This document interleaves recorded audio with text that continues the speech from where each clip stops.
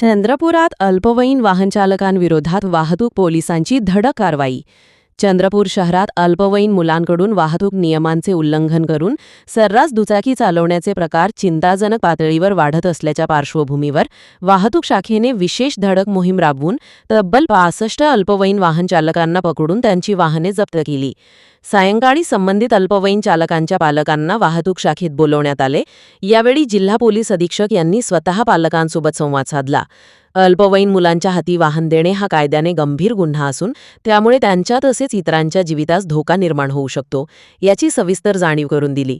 बघा काय म्हणाले जिल्हा पोलीस अधीक्षक। कोरपना लाईव्हसाठी सय्यद मुमताज अली यांची रिपोर्ट।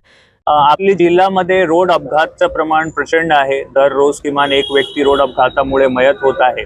तर याच्यामध्ये आळा घालण्यासाठी जे अल्पवयीन रायडर्स आहे, 4 व्हीलर असो किंवा 2 व्हीलर्स असो, त्यांच्यावर थोडी कडक कारवाई करणे गरजेचे आहे। म्हणून आपण आजचे रोजी अराउंड 65 असे अंडर एज ड्रायव्हर्सला आपण आता ते केला डिटेन। त्यांचे पालकांना बोलून आपण समज दिलेला आहे। याच्यामध्ये पालकांवर FIR ची सुद्धा तरतूद आहे, ज्यामध्ये 25,000 पर्यंतचा फाईन पण आहे त्यांना।